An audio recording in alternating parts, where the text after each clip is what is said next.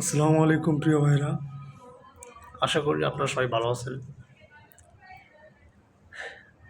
আজকে আমাদের উলিপুর থানায় উলিপুরের বাইপাস সড়ক নির্মাণে বিভিন্ন দল বিভিন্ন রকম কর্মসূচি পালন করেছে। প্রথমত বাংলাদেশ জামাত ইসলামী কুড়িগ্রাম জেলা শাখা কর্তৃক আয়োজিত উলিপুরের বাইপাস সড়ক নির্মাণের জন্য তারা কুড়িগ্রাম জেলায় একটি মানববন্ধন কর্মসূচি পালন করেছে এবং উলিপুর উপজেলা সহ উলিপুরের বিভিন্ন ইউনিয়নে বাংলাদেশ জাতীয়তাবাদী দল তথা বিএনপি তারাও একটি মানববন্ধন কর্মসূচি পালন করেছে। তো এই মানববন্ধন কর্মসূচিকে আমি স্বাগত জানিয়ে উলিপুরের রাজনৈতিক দলগুলোর অঙ্গ সংগঠনকে আমি আন্তরিকভাবে ধন্যবাদ জানাই। এবার পয়েন্টে আসি।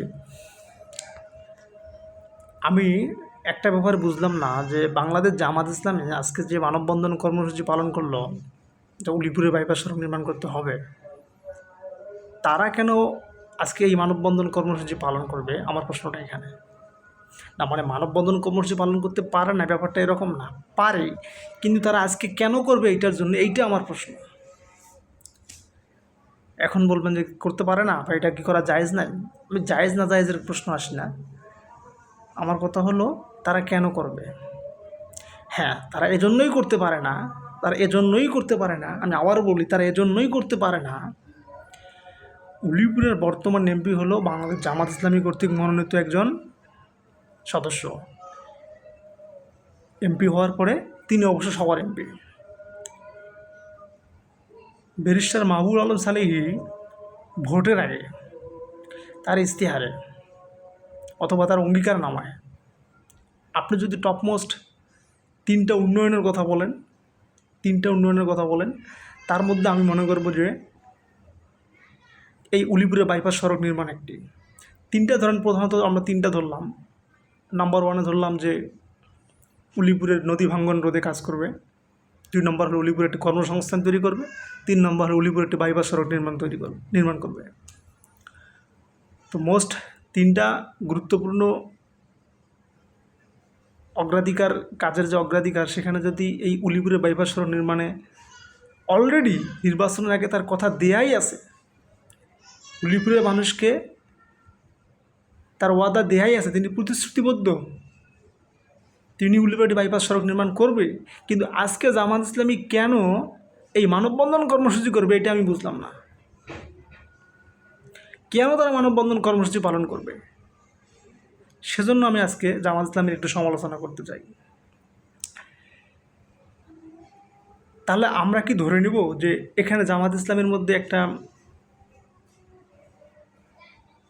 মানে আভ্যন্তরীণ কোনো বিষয়ে তাদের মতের দ্বিমত আছে? একটা পক্ষ চাইতেছে উলিপুরের উন্নয়ন হোক, হয়তো একটা পক্ষ চাইতেছে না উলিপুরের উন্নয়নটা হবে না, আমি জানি না, থাকতেও পারে তাদের আভ্যন্তরীণ একটা বিষয়। 2 নম্বর কথা হলো, বাংলাদেশ জাতীয়তাবাদী দল বিএনপিকে আজকে যে বিভিন্ন ইউনিয়নে মানববন্ধন কর্মসূচি পালন করেছে উলিপুরের বাইপাস সড়ক নির্মাণে, আমি অন্তঃস্থল থেকে বিএনপিকে ধন্যবাদ জানাই। এটা খুবই চমৎকার একটা সিদ্ধান্ত, অনেক ভালো একটা সিদ্ধান্ত।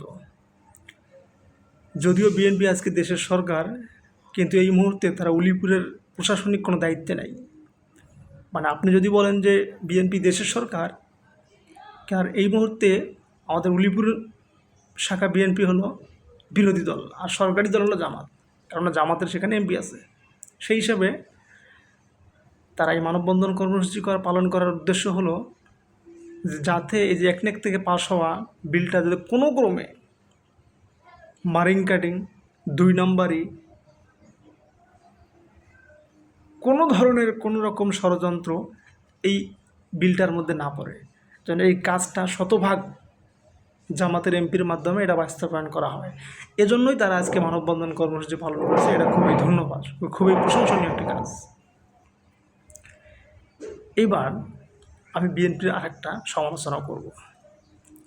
এখন সমালোচনা শুনলে অনেকে আবার একটু রাগটাগ করে, ভাই রাগ করেন না, কথাটা বুঝেন। তারপর আপনারা আপনাদের মন্তব্য করেন।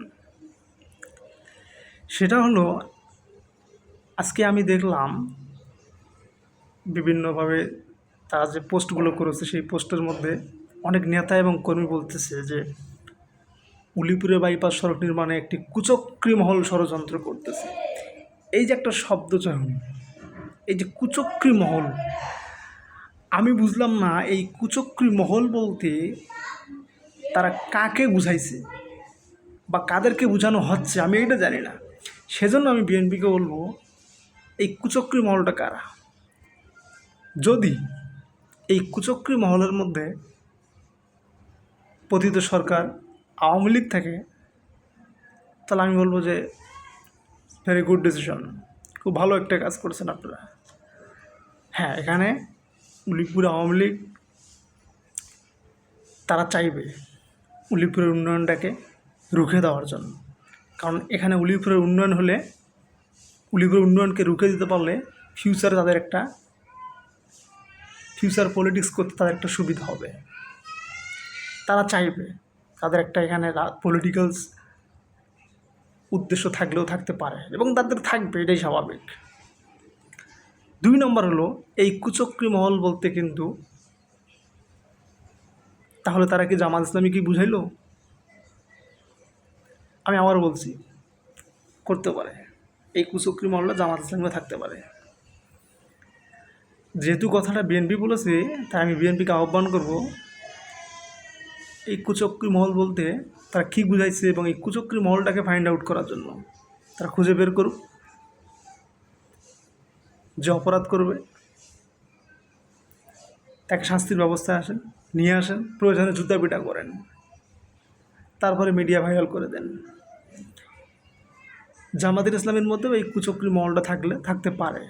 আমি অনেক সময় জামাত ইসলামের পক্ষে কথা বলি, তার মানে এই না যে জামাত ইসলামী করি বলেই জামাত ইসলামীর সব মানুষ একেবারেই আল্লাহর ওলি হয়ে গেছে, এটা আমি বলি না। এখানে অনেক মানুষ আছে মাথায় টুপি, মুখে দাড়ি, পরনে বড় বড় সুন্দর লেবাস পাঞ্জাবি পরে আছে, কিন্তু ঘাপটি মারে বসে আছে। সুযোগ পাইলেই দেখবেন, টাকা পয়সার ব্যাপার তো, অর্থনৈতিক ব্যাপার সবার, এটা সবার মধ্যে আছে ভাই, আমার স্বয়ং নিজের মধ্যেও আছে। সুযোগ পাইলেই দেখবেন যে ঠপ করে এখান থেকে টান দিয়ে নিয়ে আসবে। তো এই কুচক্রী মহলটা জামাত ইসলামীও থাকতে পারে। এই জন্য বিএনপিকে আমি একটা ধন্যবাদ জানাবো যে খুবই সুন্দর একটা তারা শব্দ চয়ন করেছে। কেন করেছে? যাতে ওই এলাকার এমপি, মানে আমাদের উলিপুরের এমপিকে একটু সহজ করার জন্য, সোজার পথে রাখার জন্য, কোনো রকম 2 নম্বরে আপনি করার চেষ্টা করবেন না। প্রকল্পের শতভাগ কাজ আপনি বাস্তবায়ন করবেন উলিপুরে। এইবার আসি, কুচক্রী মহলটা কিন্তু স্বয়ং বিএনপির মধ্যেও থাকতে পারে, আমরা জানি না, তবে থাকতে পারে। অলরেডি সারা দেশে কিন্তু একটা কথা প্রচার আছে, তারা কিন্তু পার্সেন্টেজ খায়। এখন সেই পার্সেন্টেজ না পেয়ে আপনাদের আবার মাথাটা খারাপ হয়ে গেল নাকি, এটা আমি জানি না। পার্সেন্টেজ বলতে একটা সহজ ভাষায় আপনাদেরকে উদাহরণ দেয়, ধরেন একটা কাজ হবে 1 লক্ষ টাকার, সেখানে হয়তো বা একটা পক্ষ গিয়ে বললো যে এখানে আমাদেরকে 10,000 টাকা দিতে হবে, মানে যেটাকে বললেন যে চাঁদা, এটা আমাদেরকে দিতে হবে, না তো এই প্রকল্পের কাজ হবে না। তো ব্যাপারটা হলো এরকম, এখানে যতটুকু শুনলাম যে 86 কোটি টাকা নাকি একটা বাজেট, তো অঙ্কটা কিন্তু বিশাল বড়। তো এই জন্য আমি বললাম যে বিএনপি যেহেতু বলেছে যে কুচক্রী মহল, সুতরাং এই কুচক্রী মহলটা কিন্তু তাদের ভিতরেও থাকতে পারে, যে তারা তাদের স্বার্থের কারণে কাউকে কুচক্রী মহল বলল কি না, নাকি তারা তাদের ওই পার্সেন্টেজ ভাগে না পাওয়ার কারণেও কথাটা বলল, তো সেটা জাতি আর কি বুঝতে, মানে জাতি ক্লিয়ার না। তা আপনারা ক্লিয়ার করেন কুচক্রী মহল এখানে কারা, আমরা চাই আপনারা এটা প্রকাশ করেন। তো আমি সবাইকে আহ্বান করব, উলিপুরের সকল মানুষকে, উলিপুরের সকল রাজনৈতিক দলগুলোকে, আমাদের কিন্তু পূর্ব অভিজ্ঞতা আছে, গত আওয়ামী লীগের সময় মতিন এমপির সময় একটা 2200 কোটি টাকার সম্ভবত বাজেট আসছিল, সেটা তাদের আভ্যন্তরীণ কোন দলের কারণে সেই বাজেটটা আবার ফিরে গেছে। তো আপনারা এমন কিছু না করেন না যাতে আবার এই 86 কোটি হোক আর 6 কোটি টাকার বাজেটটাই হোক, যত টাকার বাজেটটাই হোক না কেন, এটা যেন আবার কেন্দ্রে ফিরে না আসে। সেজন্য আমি সবাইকে অনুরোধ জানাবো, আপনারা সবাই মিলেমিশে বসে সিদ্ধান্ত নেন। উলিপুরের মানুষ আপনাদের পাশে থাকবে, আপনাদের জন্য দোয়া করবে, আপনাদের পাশে থেকে আপনাদেরকে সমর্থন দেবে। সবাই ভালো থাকবেন, সুস্থ থাকবেন। আসসালামু আলাইকুম।